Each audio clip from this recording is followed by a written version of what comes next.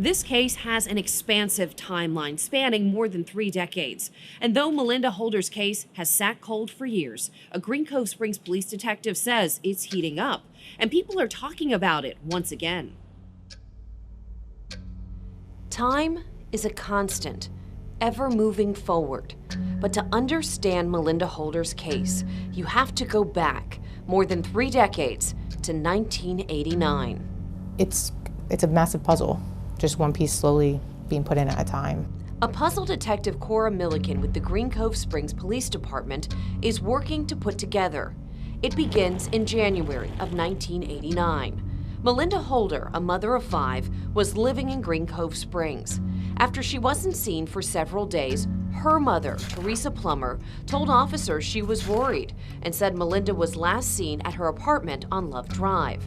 After a brief search, officers didn't find her, and Miss Plummer pulled back on the missing persons report, saying she'd heard her daughter may have gone with some friends to St. Petersburg. So from that January to June timeframe, nobody had seen her. So that was very unusual and concerning to the family. She was officially reported as missing in June of 1989. There had been a report of a possible sighting of Melinda Holder at the Mall Grove Hotel, located just down the road from her apartment, now the site of an empty lot. But that sighting was unconfirmed. Then came December 10th, 1989. Just seeing the emptiness speaks volumes. You know that something terrible happened here. Detective Milliken walked us back out to the site of 404 Harrison Street, an empty tree-grown lot today, but more than 3 decades ago was the site of an intense house fire. The next day, December 11th, 1989, as the fire marshal was investigating, he found human bones and what appeared to be the signs of gasoline. The way it was used was that in the room where Miss Holder's body was recovered, that's where the fire had started. But at the time, investigators had no idea whose remains had been found.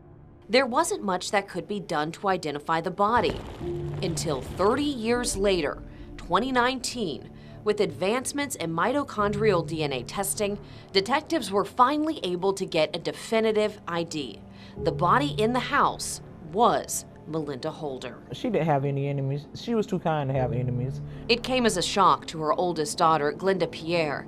She says her mother was very social, loved to cook, and had a lot of friends. Every bone in her body was kind, and that's the type of person that she was. She says she loved her family, a family that has grown extensively over the years.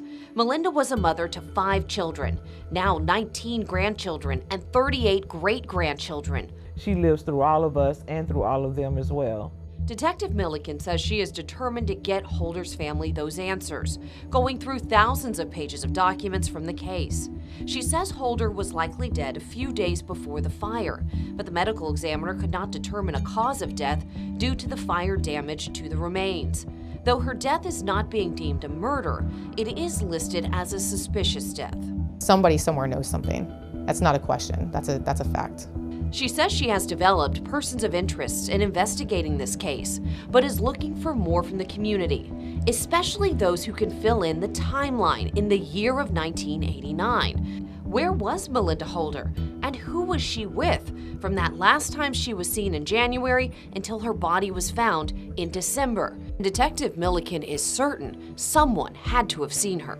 Hope God put it on your heart to come forward and tell whatever it is that you know. We loved our mother, our grandkids, great-grandkids love her, and she was somebody. If you know anything about the death of Melinda Holder, contact Crime Stoppers at the number on your screen. Katie Jeffries, First Coast News, on your side.